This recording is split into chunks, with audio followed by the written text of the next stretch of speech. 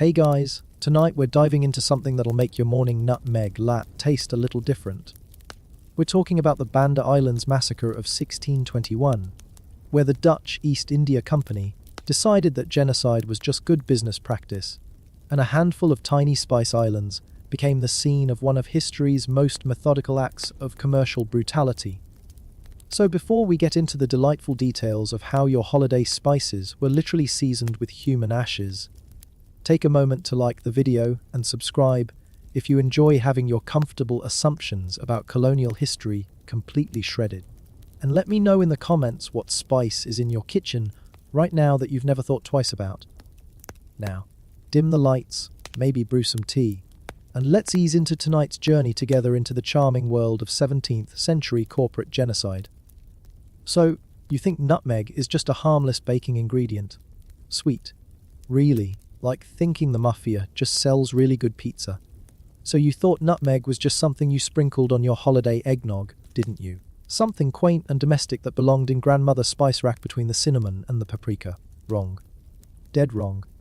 In 1621, nutmeg was worth more than its weight in gold, literally, and men were willing to cross oceans, betray allies, and commit genocide to get their hands on the small brown seeds that grew only on a handful of tiny volcanic islands in the middle of nowhere. These weren't just any islands, mind you.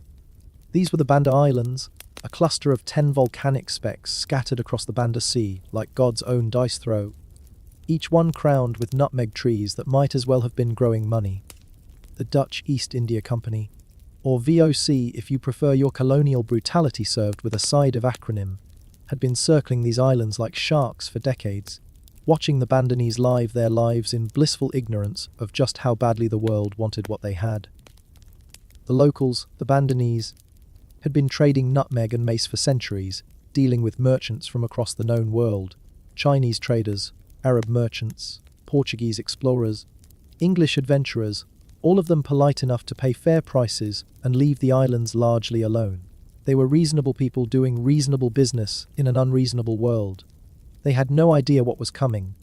Picture this, if you will. The year is 1621, and you're standing on the deck of a Dutch ship, salt spray in your face, the smell of tar and unwashed sailors filling your nostrils, watching these islands emerge from the morning mist like something out of a fever dream.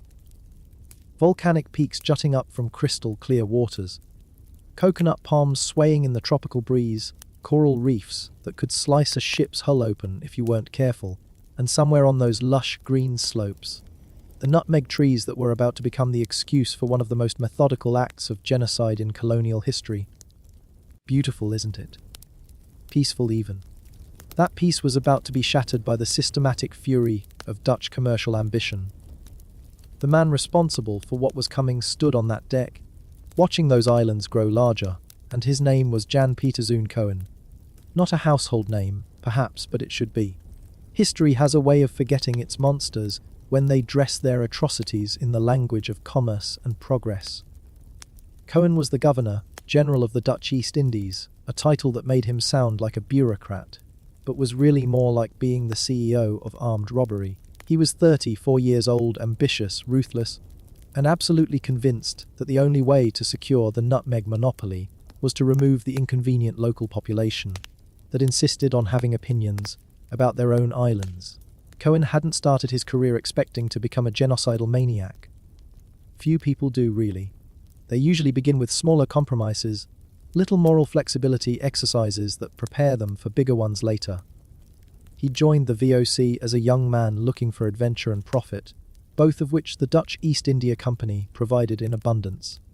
The VOC wasn't just a trading company, it was a commercial empire with its own army, its own navy, and its own ideas about how the world should be organized.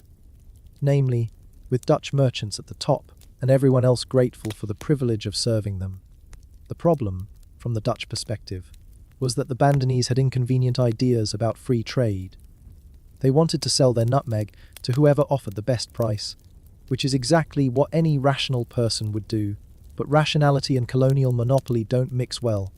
The Spanish paid well for nutmeg. The Portuguese offered good prices. The English were competitive buyers. This drove the Dutch absolutely mad, because it meant they couldn't control the price, and price control was the whole point of having a monopoly in the first place. What good was discovering the only source of nutmeg in the world if you still had to compete for it like some common merchant? The VOC had tried treaties before. In 1602, they'd signed their first agreement with the Bandanese, a document full of fine words about mutual cooperation and exclusive trading rights. The Bandanese had signed it because they thought it meant the Dutch would be good customers, regular and reliable. They hadn't realized they were signing away their economic independence. When the Bandanese kept selling to other traders, the Dutch felt betrayed. How dare these island people think they could ignore a treaty they'd probably signed without fully understanding? How dare they act like they owned their own nutmeg trees? More treaties followed, each one more restrictive than the last, each one ignored more thoroughly by the Bandanese. The 1609 treaty was particularly generous with its promises and threats. The Dutch promised to protect the Bandanese from their enemies, which was thoughtful of them, considering that the Dutch were rapidly becoming their biggest enemy. In return, the Bandanese were supposed to sell all their nutmeg exclusively to the VOC at whatever price the Dutch deemed fair.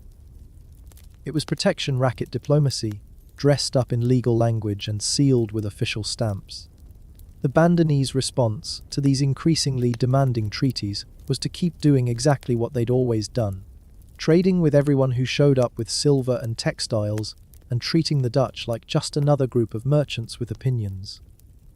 This infuriated the Dutch, who had spent considerable money and effort establishing forts on several islands and expected their investment to pay off with complete commercial control. Instead, they found themselves competing with English traders who didn't particularly care about Dutch treaties and offered better prices for nutmeg than the VOC was willing to pay. By 1615, the situation had deteriorated badly. The Dutch had established Fort Nassau on Neera Island, the largest of the Banda Islands, and were demanding that all nutmeg trade flow through their post. The Bandanese continued to trade with everyone else, which the Dutch interpreted as theft. Their nutmeg, their monopoly, their profits being stolen by island people who didn't understand the proper order of things. The English, meanwhile, had established themselves on Run Island, one of the smaller Banda Islands, and were happily buying nutmeg from anyone willing to sell it. The Dutch tried violence first, of course, but selectively. In 1616, they attacked several Bandanese villages, burned some houses, captured some people, and generally made themselves unpleasant. The goal was to intimidate the locals into compliance without completely destroying the nutmeg production they wanted to control. It was measured brutality, calibrated to produce fear without eliminating the workforce. The Bandanese response was to become even more determined to trade with other Europeans, particularly the English, who at least pretended to respect their independence.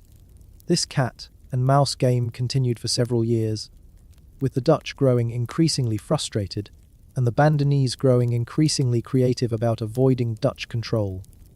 They'd hide nutmeg in caves when Dutch ships appeared. They'd transport their goods to neutral islands for trade. They'd warn English and Portuguese traders when Dutch warships were approaching. They were fighting for their economic survival, and they were getting rather good at it. Jan Pieterszoon Cohen watched all this unfold with the cold fury of a businessman watching his profits evaporate. Every nutmeg seed that went to an English trader represented money that should have been flowing to Amsterdam. Every successful evasion of Dutch control was a personal insult to his authority. By 1620, he decided that subtle pressure and limited violence weren't working. The Bandanese were too clever, too determined, and too successful at maintaining their independence. It was time for a final solution. Cohen's plan was breathtaking in its simplicity and appalling in its thoroughness. He would invade the Banda Islands with overwhelming force, eliminate the existing population, and replace them with Dutch colonists and imported slaves who would have no inconvenient ideas about independence or fair trade. It would be expensive in the short term but profitable forever after. No more competition, no more resistance, no more negotiations. Just nutmeg plantations run by people who understood that their job was to make money for Amsterdam, not to have opinions about commerce. He spent months preparing for the invasion, assembling the largest fleet the VOC had ever sent to the Banda Islands. 13 ships carrying over 600 soldiers, plus artillery, siege equipment, and supplies for a sustained campaign. This wasn't going to be another limited raid or diplomatic mission. This was conquest, pure and simple, designed to solve the Bandanese problem permanently. The fleet left Batavia in January 1621, Cohen aboard the flagship, probably reviewing his plans and congratulating himself on his strategic thinking. He'd invited the English to join the expedition, partly to maintain the fiction that this was about enforcing existing treaties rather than committing genocide, and partly because English participation would make it harder for them to complain about the results later. The English, to their credit, declined to participate in what they correctly suspected was going to be a massacre.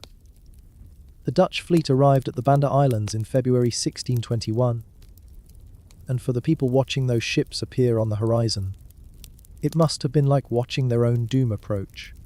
13 ships was an enormous force for such small islands. The entire population of the Banda Islands was probably less than 15,000 people, most of them civilians with no military experience beyond the occasional skirmish with pirates. They were facing the professional army of the most powerful commercial empire in the world, and they had nowhere to run. The first island to fall was Neera, where the Dutch already had Fort Nassau. The local population put up surprisingly fierce resistance, fighting from house to house, making the Dutch work for every street and courtyard. These weren't professional soldiers, these were merchants, farmers, fishermen, and their families, but they fought like people who understood exactly what defeat would mean. They'd seen what happened to other islands that had been pacified by the VOC. They knew surrender meant slavery at best, extermination at worst. The Dutch won, of course. They had cannons, professional soldiers, and overwhelming numbers. But the resistance was fierce enough to convince Cohen that half measures wouldn't work. These people would never accept Dutch rule willingly, which meant they'd have to be replaced entirely. It wasn't a decision he made in the heat of battle. It was a cold, calculated choice made by a man who decided that genocide was simply good business practice. After securing Neera, Cohen turned his attention to Lonta, the largest of the Banda Islands and home to most of the nutmeg plantations. This is where the real wealth was, where the trees grew thickest and the harvest was most abundant. This was also where the most influential Bandanese leaders lived, the Orang Kaya, the rich men, who had traditionally governed the islands through consensus and custom. If Cohen was going to break Bandanese resistance permanently, he needed to eliminate their leadership entirely. The attack on Lonta began in early March 1621, and it was methodical, professional, and absolutely merciless. The Dutch didn't just want to win, they wanted to send a message that would echo across the archipelago for generations. Resistance to the VOC would not just be punished, it would be eradicated. The Bandanese fought desperately, using every trick they'd learned in decades of resisting European intrusion. They used their knowledge of the terrain, their superior mobility, their willingness to fight for their homes. None of it mattered. Dutch artillery methodically destroyed Bandanese fortifications. Dutch soldiers, professionals who'd been fighting colonial wars for years, swept through villages with practiced efficiency. They weren't just conquering territory, they were eliminating a people. Every adult male they captured was marked for execution. Every woman and child was destined for slavery or exile. Every nutmeg tree, not under direct Dutch control, was scheduled for destruction. The moment that defined everything that followed came when Cohen decided to deal with the Bandanese leadership once and for all. He'd captured most of the Orang Kaya, the traditional rulers of the islands, and he faced a choice. He could imprison them, exile them, or hold them hostage for good behavior from the remaining population. Instead, he decided to kill them all publicly as an object lesson in what happened to people who resisted the VOC. On May 8, 1621, 44 Orang Kaya were brought to a field on Neera Island, where Cohen had erected a simple wooden stage. No elaborate gallows, no ceremonial executioner, just a platform where men could be killed efficiently while the remaining population watched.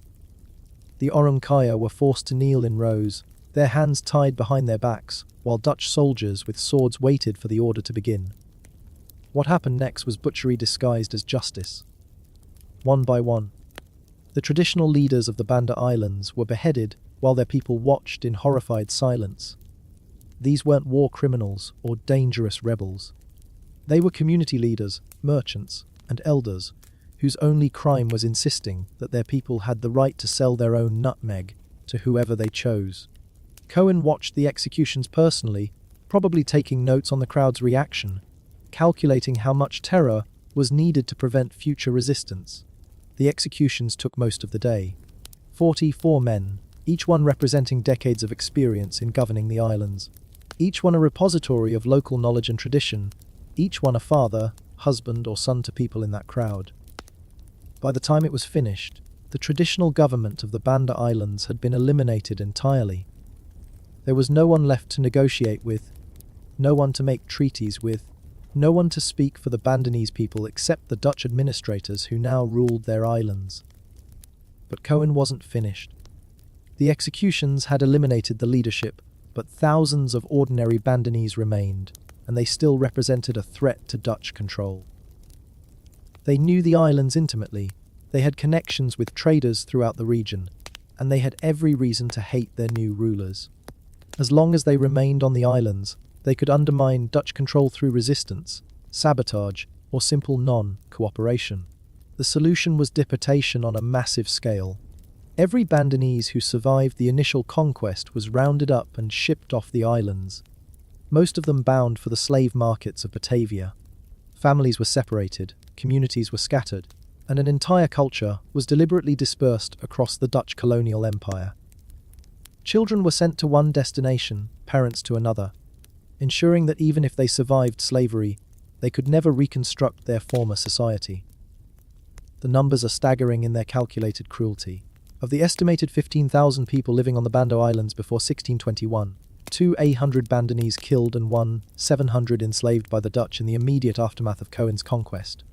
Thousands more were deported to other islands, sold into slavery, or simply disappeared into the vast machinery of Dutch colonial administration. By the time Cohen was finished, fewer than 1,000 of the original inhabitants remained on the islands, and most of them were children too young to remember their former independence. But even eliminating the population wasn't enough for Cohen. He wanted to make sure that no one could ever challenge Dutch control of the nutmeg trade again. The Dutch allowed some cattle to roam free on run in the smaller islands, but on the main nutmeg-producing islands, every tree not under direct Dutch supervision was cut down and burned. It wasn't enough to control the nutmeg trade. Cohen wanted to control nutmeg production itself, absolutely and permanently. The destruction was methodical and complete. Dutch soldiers went through the islands with axes and saws, cutting down nutmeg trees that had been growing for decades, some of them planted by grandfathers of the people they'd just killed or enslaved. They burned nutmeg groves that had fed families for generations, destroying not just the trees, but the accumulated knowledge of how to cultivate them properly. It was ecological warfare, designed to ensure that nutmeg could only be produced under Dutch supervision by Dutch-approved methods. The English island of Run received special attention. The English had been the Dutch's primary competitors in the nutmeg trade, and their presence on Run had been a constant source of irritation to the VOC. Finally in possession of Run, the Dutch proceeded to kill or enslave all adult men, exile the women and children, and chop down every nutmeg tree on the island to make it useless should the English try to re-establish trade on the island. It was a scorched earth policy applied to a spice island, leaving nothing behind that could sustain future competition. With the population eliminated and the unauthorized nutmeg trees destroyed, Cohen turned his attention to rebuilding the island's economy according to Dutch specifications. Having nearly eradicated the island's native population, Cohen divided the productive land of approximately 500,000 nutmeg trees into 1.2 hectare perken. These land parcels weren't given to local farmers or even Dutch settlers from the homeland. They went to former VOC employees, soldiers who'd completed their service, and Dutch merchants who understood that their job was to produce nutmeg for export to Amsterdam, not to create thriving local communities. The new plantation system was brutal in its efficiency. The perkeneers, as the Dutch plantation owners were called, received their land grants on the condition that they sell all their nutmeg exclusively to the VOC at fixed prices. They weren't farmers in any traditional sense. They were cogs in a machine designed to extract wealth from the islands as efficiently as possible. The plantation labourers were the slaves brought in from all over the archipelago, imported from Java, Sulawesi, and other Dutch territories to replace the Bandanese workers who'd been killed or deported. The irony was perfect in its cruelty. The Banda Islands, which had been prosperous, independent trading communities for centuries, were now producing more nutmeg than ever before, but none of the profits stayed on the islands. The wealth flowed to Amsterdam, divided among VOC shareholders who'd never seen a nutmeg tree and didn't particularly care how their dividends were generated. The islands themselves became economic colonies in the purest sense, existing solely to enrich people who lived on the other side of the world. The slave labour that made this system possible came from across the Dutch colonial empire. Most of them were from Makassar, Buginese, Malay, Javanese, Chinese, some Portuguese, Moluccan, and Bhutanese. These weren't volunteers seeking new opportunities, they were captives, prisoners of war, debtors, and people who'd been unfortunate enough to be in the wrong place when Dutch slave raiders arrived. They were brought to the Banda Islands in chains, housed in barracks, and worked under conditions that made survival itself an achievement. The transformation of the Banda Islands was complete within a few years of Cohen's conquest. What had been a collection of independent trading communities became a mechanized system for extracting nutmeg and shipping it to Europe. The social structures that had governed the islands for centuries were replaced by Dutch colonial administration. The languages, customs, and traditions that had developed over generations were systematically suppressed. Even the names of places were changed, replaced with Dutch words that reflected their new function as components in a commercial empire. Fort Hollandia was built on Lunter Island, a massive stone structure designed to dominate the surrounding landscape and remind everyone who now controlled the islands. Fort Belgica was constructed on Naira Island, its walls thick enough to withstand cannon bombardment, and its design optimized for controlling the harbour, where nutmeg ships loaded their cargo. These weren't just military installations, they were symbols of permanent occupation, built to last for centuries and designed to make resistance seem hopeless. The Dutch legal system replaced traditional Bandanese law, which had been based on consensus and custom. Dutch administrators, most of whom couldn't speak the local languages and didn't understand local customs, made decisions about everything from trade disputes to marriage ceremonies. Dutch Reformed Christianity was imposed on the survivors, replacing the syncretic blend of Islam, animism, and local traditions that had characterized Bandanese spiritual life. It was cultural genocide, implemented with the same methodical efficiency that had characterized the physical elimination of the population. The economic results were exactly what Cohen had predicted, with competition eliminated and production controlled entirely by the VOC. Nutmeg prices in Europe rose dramatically. The Dutch could charge whatever they wanted because they controlled the only source, and European demand for nutmeg showed no signs of decreasing. Wealthy Europeans paid premium prices for nutmeg to flavour their food, preserve their meat, and demonstrate their sophisticated taste. They probably never thought about where it came from or how it was produced. The purpose of this was to gain a monopoly upon the supply of nutmeg and mace in order to sustain artificially high prices and profits for the Dutch investors of the VOC. It worked exactly as intended. VOC shareholders received enormous dividends from the nutmeg trade, money that was literally paid for with Bandanese blood. Amsterdam merchants built mansions with nutmeg profits. Dutch banks invested nutmeg money in other colonial ventures. The wealth generated by the Banda Islands flowed through the Dutch economy for decades, funding everything from naval expansion to urban development. The human cost of this commercial success was carefully hidden from European consumers. VOC records mention the pacification of the Banda Islands and the establishment of efficient production methods, but they don't dwell on the details of how pacification was achieved or what efficiency required. Shareholders received annual reports that focused on profit margins and production figures, not on the number of people killed or enslaved to generate those profits. The distance between Amsterdam and the Banda Islands wasn't just geographical, it was moral, allowing people to benefit from genocide without having to confront its reality. For the people who lived through the conquest, the experience was apocalyptic. Imagine watching your entire world disappear in a matter of months. The leaders you'd respected and followed, executed in a single afternoon. The neighbors you'd grown up with, scattered across the colonial empire as slaves. The trees your family had tended for generations, cut down and burned. The customs and traditions that had given meaning to your life, outlawed and suppressed. The very landscape of your home, transformed by foreign fortifications and plantation boundaries. The survivors, mostly women and children, faced a choice between slavery and exile. Those who remained on the islands as domestic servants or plantation workers lived under constant surveillance, forbidden to travel between islands without Dutch permission, required to obtain passes for the simplest activities. They couldn't own property, couldn't engage in trade, couldn't practice their traditional religion openly. They were foreigners in their own homeland, tolerated only as long as they served Dutch interests. Those who were deported faced even worse fates.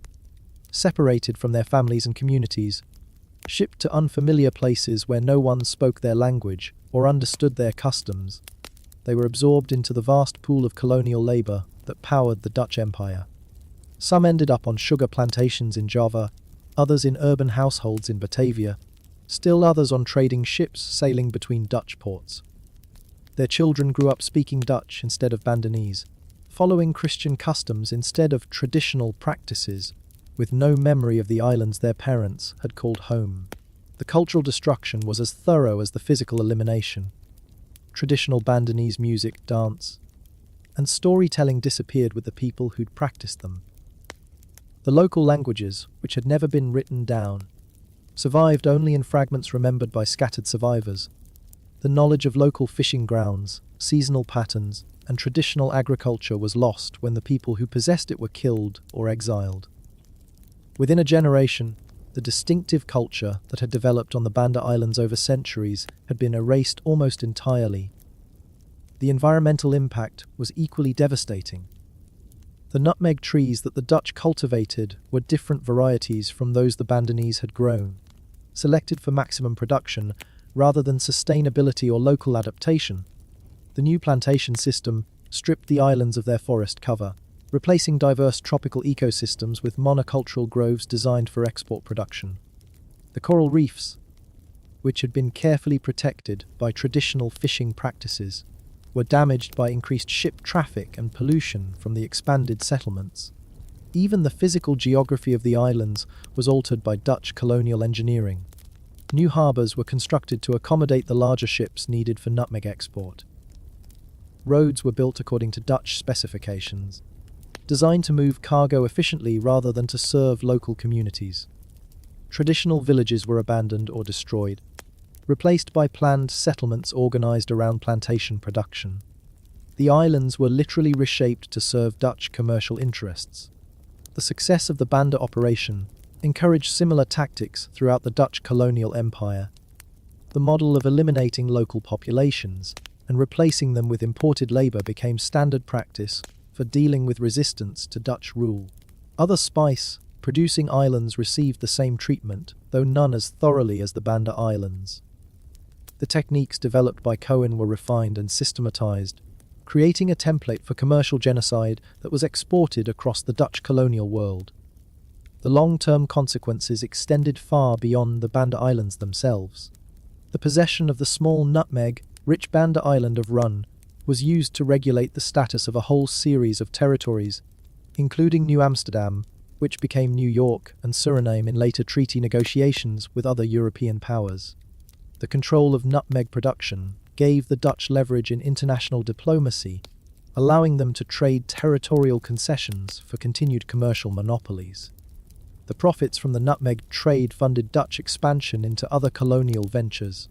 Money made from Bandanese genocide financed the conquest of Ceylon, the establishment of trading posts in India, and the colonization of South Africa.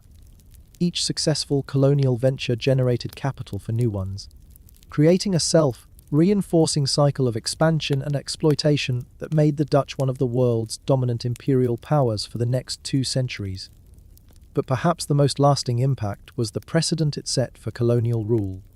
The Banda Islands massacre demonstrated that European commercial interests could justify any level of violence against local populations. It established the principle that indigenous people had no rights that Europeans were bound to respect when those rights conflicted with profitable trade. It created a model of colonial exploitation that would be repeated, with variations, across the colonial world for centuries to come. The Dutch weren't uniquely evil among European colonial powers. They were simply more efficient and systematic than most. The Spanish had committed similar atrocities in the Americas, the Portuguese in Brazil and Africa, the English wherever they established colonies. What made the Banda Islands massacre distinctive was its calculated nature, the way it was planned and executed as a business strategy rather than the result of military necessity or religious fanaticism. It was genocide as corporate policy, implemented by professional administrators who viewed mass murder as a regrettable but necessary cost of doing business. Jan Pieterszoon Cohen returned to Batavia after completing his work in the Banda Islands, probably satisfied that he'd solved the nutmeg problem permanently. He'd eliminated the competition, secured the monopoly, and established a system of production that would generate profits for the VOC for generations. From his perspective, the operation had been an unqualified success. The costs, in human lives and suffering, were simply the price of doing business in the colonial world. Cohen died in 1629, 8 years after the Banda massacre, probably never doubting that his actions had been justified by their results. He'd served his company and his country effectively, generating enormous wealth for Dutch investors and establishing Dutch dominance in the spice trade. The fact that he'd committed genocide to achieve these goals was, from the Dutch perspective of the time, simply evidence of his thoroughness and determination. He was posthumously celebrated as one of the founders of the Dutch colonial empire, and his statue stood in Jakarta for decades as a monument to Dutch achievement in Southeast Asia. The Bandanese people, of course, had a different perspective on Cohen's legacy. For them, he was the destroyer of their world, the man who'd eliminated their independence and scattered their people across the colonial empire. But their perspective didn't matter to the Dutch administrators who wrote the official histories, or to the European consumers who enjoyed nutmeg in their food without thinking about its origins, or to the VOC shareholders who received dividends generated by slave labor on plantations built over mass graves. The nutmeg monopoly lasted for nearly 2 centuries, exactly as Cohen had planned. The production and export of nutmeg was a VOC monopoly for almost 200 years, generating enormous profits for the Dutch throughout the colonial period. It was only broken when the French smuggled nutmeg seeds out of the Dutch territories during the Napoleonic Wars and established competing plantations in other tropical colonies. Even then, the Dutch maintained their dominance in the nutmeg trade well into the 19th century. The islands themselves remained under Dutch control until Indonesian independence in 1945, administered as a remote outpost of the colonial empire with little autonomy or local input into governance. The plantation system established by Cohen continued with modifications throughout the colonial period, always prioritizing export production over local needs. The few surviving Bandanese descendants were gradually absorbed into the broader population of colonial subjects, their distinctive identity diluted by centuries of foreign rule and cultural suppression. Today, the Banda Islands are part of Indonesia, a collection of small tropical islands known mainly to tourists interested in diving and local history. The population is a mixture of people from across the archipelago, descendants of the slaves and colonists who replaced the original Bandanese. Few visitors realize they're walking on ground soaked with the blood of one of history's most systematic genocides, or that the picturesque nutmeg trees they admire were planted over the graves of the people who tended the original groves. The forts built by the Dutch still dominate the landscape, their massive stone walls a permanent reminder of colonial power.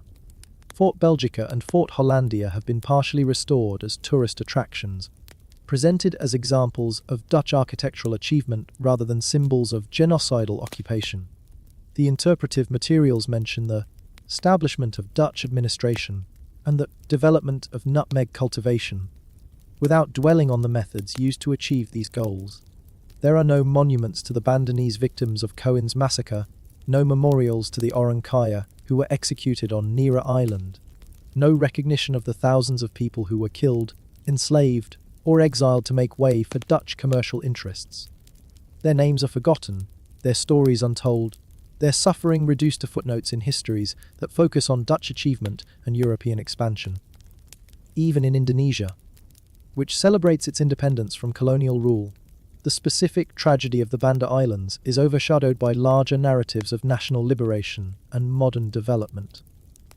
The moral of the Banda Islands massacre, if there is one, is about the true cost of cheap spices and colonial luxury. Every time someone in 17th century Europe sprinkled nutmeg on their food, they were consuming the product of systematic genocide. Every dividend paid to VOC shareholders represented money extracted from a system built on mass murder and slave labor. Every Dutch merchant who became wealthy from the spice trade was profiting from the destruction of entire communities and cultures. But perhaps more disturbing is how easily these costs were hidden, how effectively the distance between production and consumption allowed people to benefit from atrocities without confronting their reality. The Dutch consumers who enjoyed nutmeg probably never thought about the Banda Islands or the people who'd been killed to secure their supply of spices. The VOC shareholders who received their dividends probably never considered the human cost of their profits. The Amsterdam merchants who built their mansions with nutmeg money probably never lost sleep over the methods used to generate their wealth. This willful ignorance wasn't unique to the Dutch or to the 17th century. Every colonial empire was built on similar foundations. Every imperial power enriched itself through comparable methods. Every European nation that achieved wealth and power during the colonial period did so by exploiting and destroying communities around the world. The Banda Islands massacre was exceptional only in its efficiency and completeness, not in its basic character as commercial genocide disguised as legitimate business practice. The legacy of 1621 echoes through subsequent centuries of colonial rule, creating patterns of exploitation and violence that shaped the modern world. The techniques developed by Cohen for eliminating inconvenient populations were refined and exported, creating a toolkit of colonial control that was used across the European empires. The economic models established in the Banda Islands, based on monopoly control and slave labor, became templates for plantation systems throughout the colonial world, even after the formal end of colonialism. The structures and relationships established during the colonial period continued to shape global economics and politics. The wealth accumulated by European powers during the colonial centuries became the foundation for their continued dominance in the modern world economy. The poverty and underdevelopment that characterize many former colonies reflect centuries of systematic resource extraction and economic subordination that began with ventures like Cohen's conquest of the Banda Islands. The Bandanese themselves, as a distinct people with their own culture and identity, effectively ceased to exist after 1621. Unlike other victims of genocide, who maintained some community continuity even under extreme persecution, the Bandanese were so thoroughly scattered and suppressed that their culture disappeared almost entirely. There are no Bandanese communities today, no preserved languages or traditions, no organized efforts to recover their history or commemorate their suffering. They are among the most complete victims of colonial genocide, erased so thoroughly that most people don't even know they existed. This erasure is itself part of the colonial legacy, the way inconvenient histories are forgotten or minimized to maintain comfortable narratives about progress and development. The Dutch colonial period is often presented as a story of commercial achievement and administrative efficiency, with the violence and exploitation treated as regrettable but minor aspects of a generally positive historical development. The fact that Dutch prosperity was built on systematic genocide is acknowledged, if at all, only in academic circles and specialized histories that most people never read. The spices we take for granted in our modern kitchens, including nutmeg, still carry the invisible weight of this history. The global trade networks that bring exotic flavors to our tables were established through processes that involved the systematic destruction of local communities and the elimination of entire peoples. The abundance and variety of foods available in modern supermarkets reflects centuries of colonial exploitation that transformed local subsistence systems into export-oriented plantations worked by slave labor. We don't think about this history when we cook with nutmeg, any more than 17th century Dutch consumers thought about the Banda Islands when they seasoned their food. The distance between production and consumption, between cause and effect, between profit and suffering, allows us to enjoy the benefits of historical atrocities without confronting their reality. This moral distance isn't accidental. It's actively maintained by economic and political systems that depend on our not thinking too hard about where our comforts come from or what they cost. The Banda Islands massacre of 1621 was many things: a commercial venture, a military operation, a colonial policy, a systematic genocide. But perhaps most fundamentally, it was a demonstration of what human beings are capable of doing to each other when profit is at stake and moral consideration can be avoided through physical and psychological distance. Jan Peter Zoon Cohen wasn't a monster in the sense of being fundamentally different from other human beings. He was a businessman who decided that mass murder was an acceptable cost of securing a monopoly, and he lived in a world that rewarded that decision with wealth and status. The really disturbing thing about the Banda Islands massacre isn't that it happened. It's how normal it seemed to the people who carried it out. The Dutch soldiers who executed the Orang Kaya weren't psychopaths or sadists. They were professional military men following orders from legitimate authority. The VOA administrators who organized the deportations weren't demons. They were clerks and managers implementing company policy. The plantation owners who worked slaves to death in the nutmeg groves weren't uniquely evil. They were colonists trying to make a living in a system that rewarded brutality and punished compassion. This normalization of atrocity is perhaps the most chilling aspect of colonial genocide. It wasn't carried out by raving maniacs or bloodthirsty savages. It was implemented by ordinary people doing their jobs within institutional structures that made mass murder seem reasonable and necessary. The banality of evil, as Hannah Arendt would later call it. The way systematic horror can emerge from bureaucratic routine and commercial calculation rather than from exceptional malice or psychological abnormality. The Dutch Reformed Church, which provided spiritual guidance to the colonists, found ways to justify the massacre as God's will. The Bandanese were heathens, after all, and their resistance to Dutch rule demonstrated their rejection of Christian civilization. Their elimination wasn't murder, it was divine justice, carried out by faithful servants of the Lord who were bringing light to the darkness of pagan ignorance. The chaplains who blessed Dutch weapons and offered prayers for military success weren't hypocrites. They genuinely believed they were serving a righteous cause. The legal scholars who crafted the treaties that the Bandanese allegedly violated weren't cynical manipulators. They were learned men applying the principles of international law as they understood them. If the treaties were incomprehensible to the people who signed them, that was evidence of Bandanese primitiveness, not Dutch duplicity. If the terms were impossibly restrictive, that demonstrated the generosity of the Dutch in offering any terms at all to people who had no legal standing in European eyes. The merchants who financed the expedition and profited from its results weren't personally bloodthirsty. They were investors seeking reasonable returns on their capital in an expanding global market. They probably never set foot on the Banda Islands, never saw a nutmeg tree, never met a Bandanese person. The connection between their comfortable lives in Amsterdam and the suffering in the Banda Sea was mediated by so many intermediate steps, so many layers of bureaucracy and commercial organization that it was easy to ignore. This diffusion of responsibility is one of the key features that made colonial genocide possible on such a vast scale. No single person had to take full moral responsibility for what happened because everyone was just playing their assigned role in a larger system. The soldiers were following orders, the administrators were implementing policy, the merchants were pursuing legitimate profits, the chaplains were serving God, the lawyers were applying international law. Everyone had plausible deniability. Everyone could point to someone else as the real decision maker. The system was designed to make moral thinking unnecessary and practical thinking sufficient. You didn't have to consider whether mass murder was right or wrong. You just had to consider whether it was effective and profitable. you didn't have to think about the Bandanese as human beings with rights and dignity. You just had to think about them as obstacles to efficient nutmeg production. You didn't have to grapple with the ethics of genocide.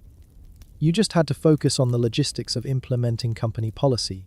This moral compartmentalization was reinforced by the racial ideologies that justified European colonialism. The Bandanese weren't really people in the full sense.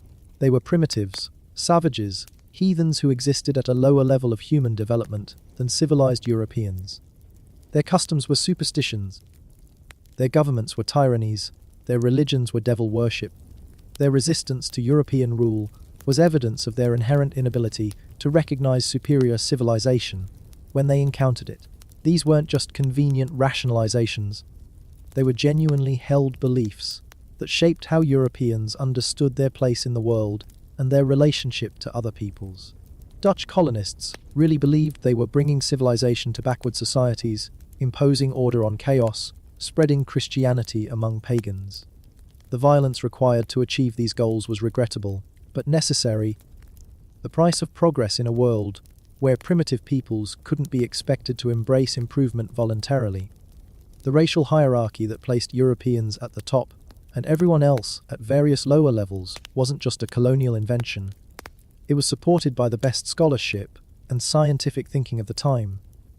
European universities taught that different races had different capacities for civilization, that some peoples were naturally suited for slavery, while others were capable of self-government, that skin color and cultural development were connected in ways that made European dominance both inevitable and beneficial.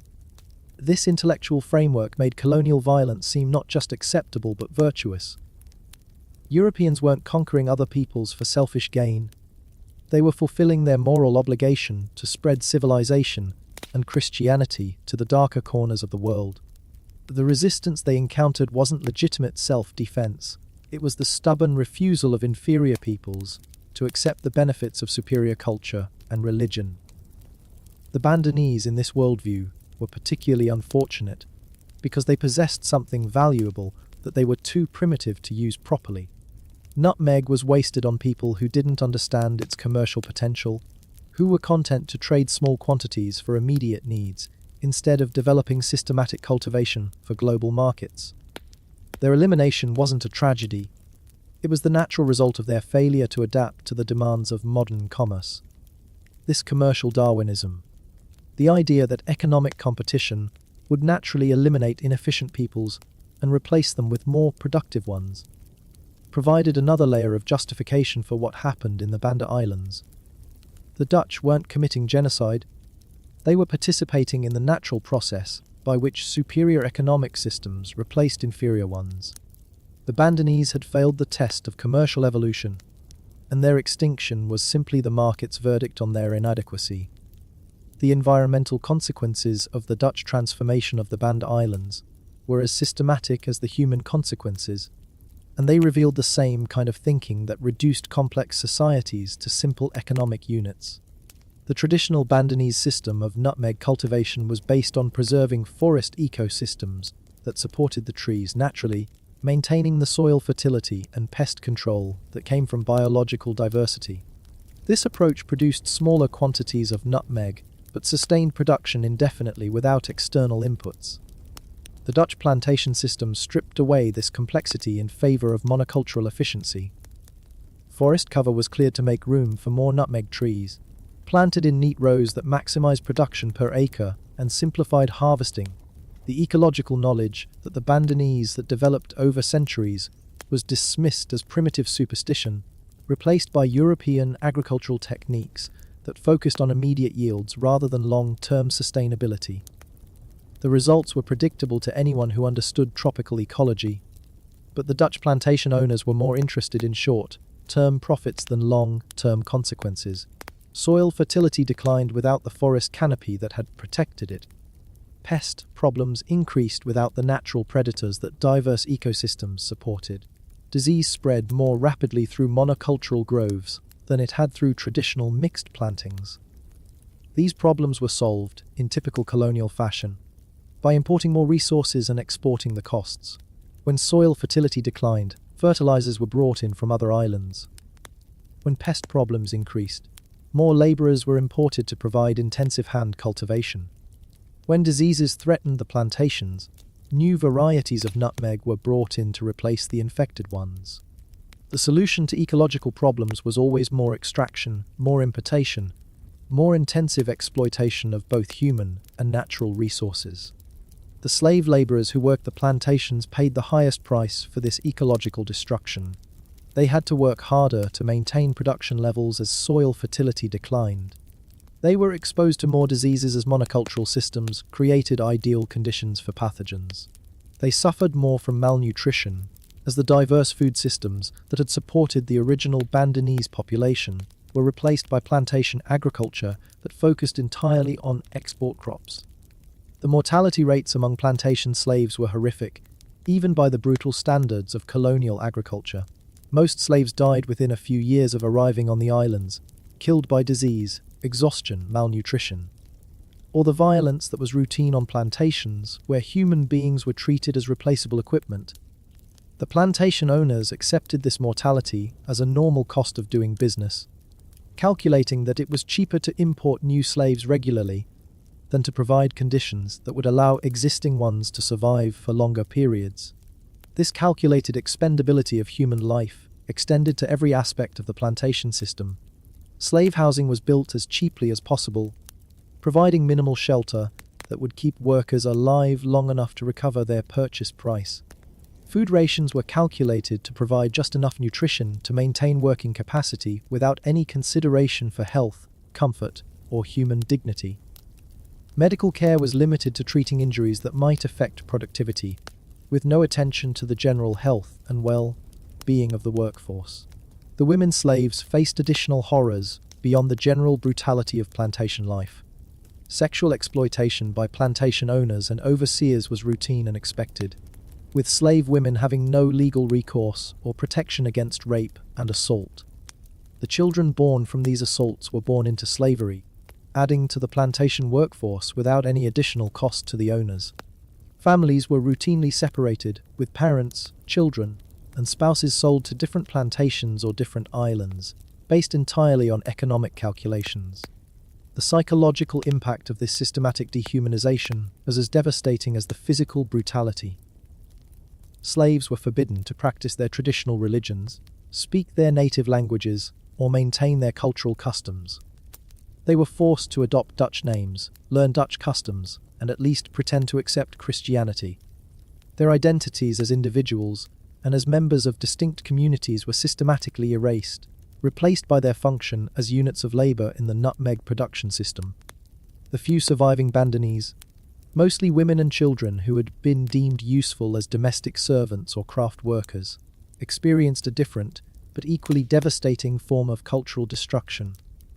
They were forced to watch their homeland transformed into something completely alien, their sacred sites converted to plantation buildings, their traditional gathering places turned into warehouse districts, their ancestral burial grounds ploughed under for new nutmeg groves. These survivors became living witnesses to the complete erasure of their society, carrying memories of a world that no longer existed and could never be restored. Their children grew up speaking Dutch instead of Bandanese, following Christian practices instead of traditional customs, with no connection to the culture and history that had defined their parents' lives. Within a generation, the last links to pre-conquest Bandanese society had been severed. The Dutch administrators who governed the transformed islands were proud of their efficiency and success. They had taken a chaotic situation, with multiple competing interests and conflicting claims, and imposed order and productivity. Nutmeg production was higher than ever before. Profits were flowing steadily to Amsterdam, and there was no more troublesome resistance from local populations. From their perspective, the Banda Islands had been civilized, transformed from primitive anarchy into modern commercial efficiency. The reports they sent back to the VOC headquarters emphasized these positive achievements while minimizing the methods used to achieve them. The correspondence focused on production figures, shipping schedules, and profit margins, not on mortality rates among slaves or the cultural destruction of the original population. The language was bureaucratic and technical, designed to reduce human tragedy to statistical abstractions that that wouldn't disturb the consciences of shareholders and administrators in Amsterdam.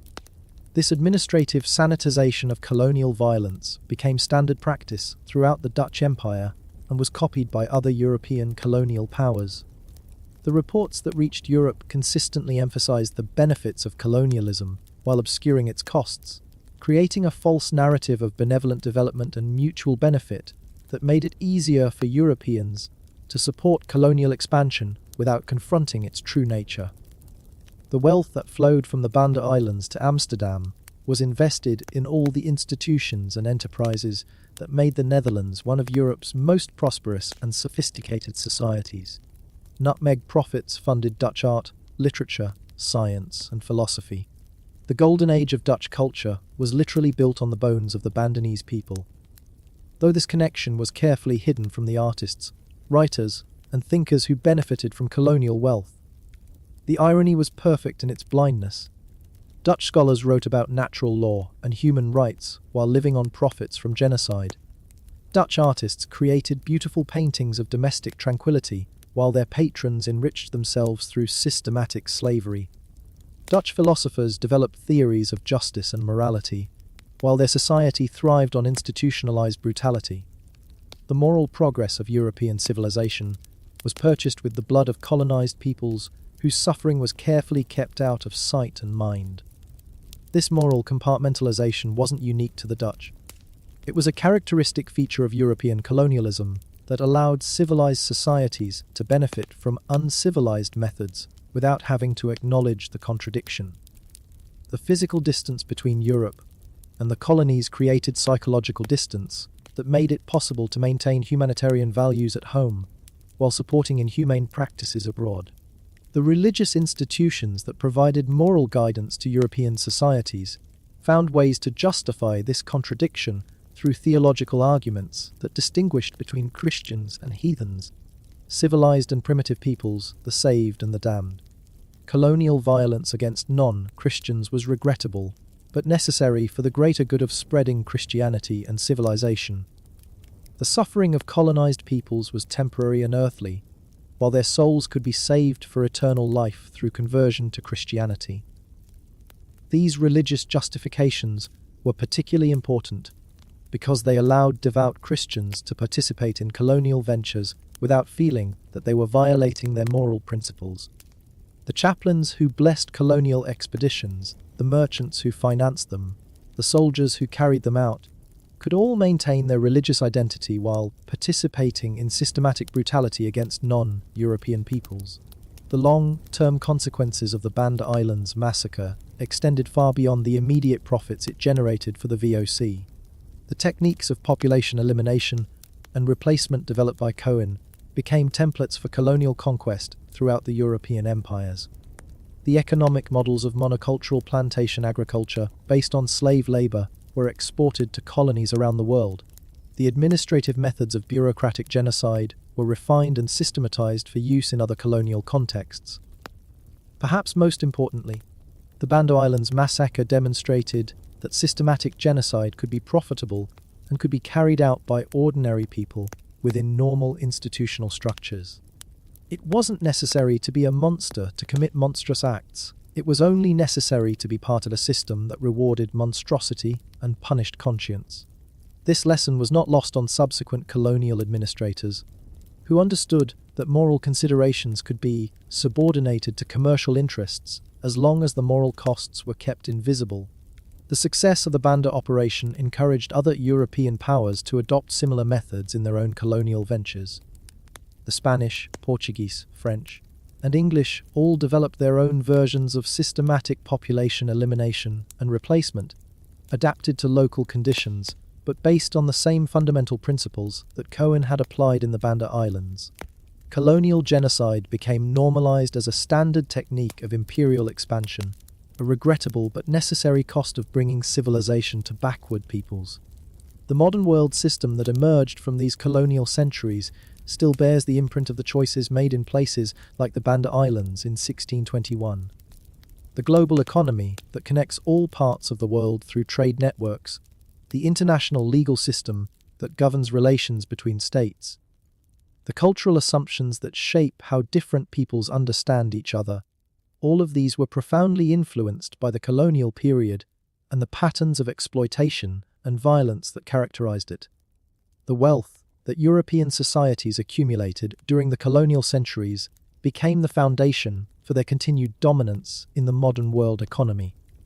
The poverty and underdevelopment that characterize many former colonies reflect the systematic extraction of resources and suppression of local development that defined the colonial period. The racial hierarchies and cultural prejudices that emerged during colonialism continue to influence international relations and domestic politics in former colonial powers and former colonies alike. The Bandanese people, whose extinction was the price of Dutch nutmeg profits, have no voice in these modern discussions about colonial legacies and global justice. They were eliminated so thoroughly that they cannot speak for themselves or demand recognition of their suffering.